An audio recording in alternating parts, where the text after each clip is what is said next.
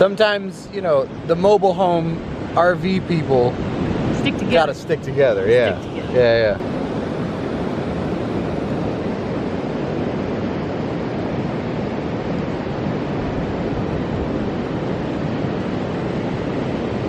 Yep, he's got his little mobile home there. Bye, buddy.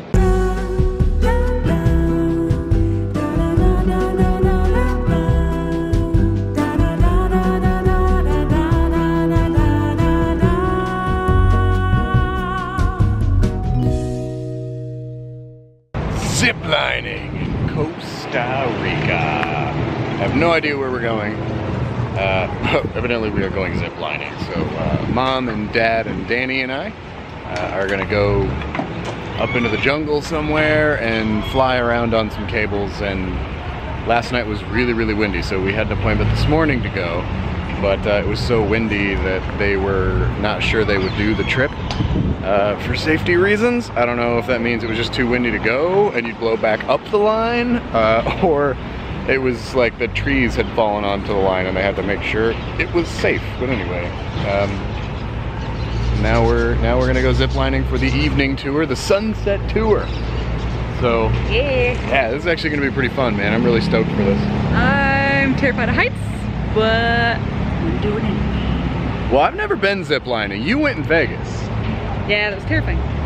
But also awesome. But also awesome. Yeah, I've never been, so I'm really excited to do it. And I think Mom is gonna be hilarious. I guarantee in this video we will hear whee! Woo-hoo-hoo! Yeah, all kinds of stuff.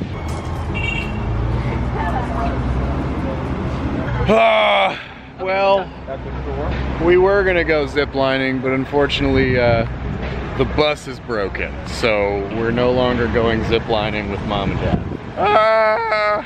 Stupid bus. Maybe this will be a good reason for me to do a video on sponsorship. So unfortunately, Dani and I were not able to go ziplining today, but we're bummed about it. You know, the bus broke down and whatever. The guys were cool. They gave us our money back. You know, it was a bummer because evidently the zip line here in Nosara is one of the best ones in the world, or so they say. But anyway, didn't get to do it. Kind of bummed. So I thought what I would do is take the downtime that I have and come back and just do a quick little video for everybody. So what I want to talk about is money in motorsports. Most people, I think these days, are just having fun with drifting in particular, and I'm going to stick with drifting for the most part because that's what I consistently do. But this goes for pretty much all motorsports out there. Motorsports are expensive, let's be honest, right? If you want to build a drift car, you want to go play around, you're going to spend money building the car or buying the car. You know, you're going to spend money on fuel. Your biggest expense is probably going to be tires. Unless you're like me and you live in the middle of nowhere, your biggest expense ultimately is travel to get to the events. So point being, it's really expensive. Operating my drift car was absurd. To run 5 events in Seattle last year, which was about 900 miles each way, and to have, you know, a hotel room for a couple nights so that the people helping me out had a place to sleep and weren't sleeping on couches, which I used points for, but that's, you know, it counts for something. Hotels are about 100 to 150 bucks a night.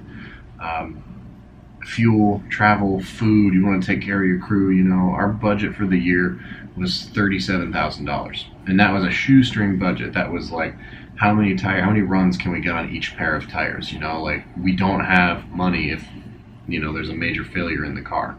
We had some backups and stuff, but that's a lot of money.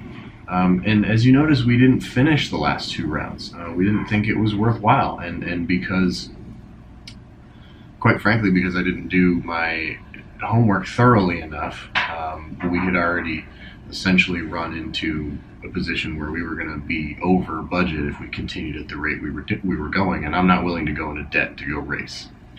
So, long story short, motorsports are expensive. If you want to go have fun with it, great. Do it when you can afford it. Don't put anything on a credit card. Please, for the love of God, don't go into debt to go play with cars. It's not worth it. For a long time, I did exactly that, and I put Dani and myself in some frankly shitty situations. And I want to just acknowledge that, because that is something that I have done and it sucks.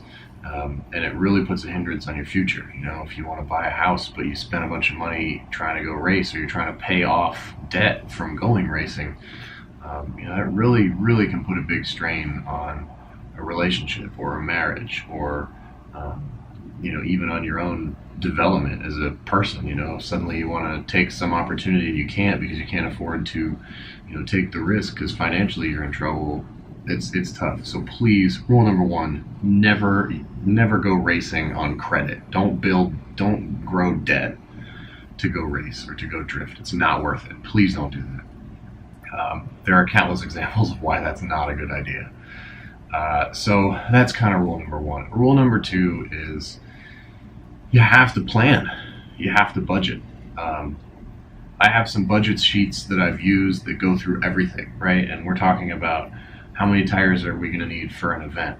How much fuel am I going to need for the event for the car? How much fuel for the truck? How much does oil in the truck cost? You know, if there's ball joints in the truck or brakes on the truck that need repair, you know, like how much does it cost me to maintain the trailer at the beginning of the season? How much budget do I have for food at the events? How much do entry fees cost? Spare parts for the car, you know, the wrap for the car, if that's something you want to do. You need to know everything down to the last cent, because as most of you probably already know, a race car or a drift car will nickel and dime you to death. You know, you spend $1,500, $2,500 on a motor, and then you have the chassis for $1,000, and you're like, cool, I can do a swap for maybe $5,000, and before you know it, you have 10 into it because you didn't think about wiring or an ECU or a harness or a seat or the adapter brackets or tubing or piping, you know, the cooling system, the fuel system. Like, it will nickel and dime you to death. So please, please, please think about everything. Get every possible cost you can, and even if you have done that perfectly, give yourself an extra buffer, right? So my preferred buffer is 15%. I know a lot of people will do 10%, some do even more, like 20, but in that ballpark, 10 to 20%. So come up with your number of what you think it's going to cost you to run the season, and then say, if that's, for example, if that's $10,000, give yourself a minimum of 10% of that as an extra bonus, right? So, or as an extra buffer. So give yourself an extra $1,000. Better yet, give yourself an extra $2,000 so that you have a $12,000 total budget to do your season. Okay, plan ahead. Don't go into debt. Have that money before you start the season, or at the very least, know that you're going to be able to afford to put aside a certain amount every month. And if that doesn't happen, if that doesn't work, bite the bullet and just say, I'm not going to go to an event that I really want to do because I just can't afford it. So be smart with your money. If you can't be smart with your own money, you're never going to be smart with sponsor money, right? Because if somebody gives you money, they expect a return for it, all right?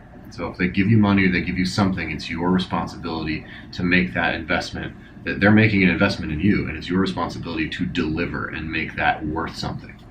So ultimately, think about your budget, be smart with your money, and that way it'll be much easier when you start getting some sponsorship dollars or sponsorship product or discounts or whatever, to keep track of what your partners give you, and that way it's not going to be like, oh my god, I don't know what I'm doing.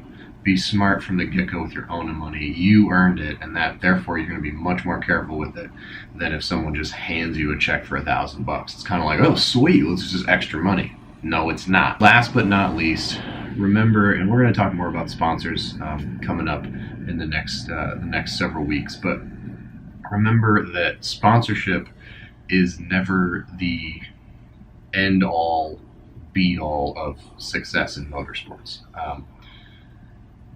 It's just not. It is another responsibility. In exchange for the support that they give you, whether that's parts or money, you take on a responsibility of delivering something of value to that company. So now you have extra work to do, extra things to think about, and in one way or another, you earn that investment that they make in you, right?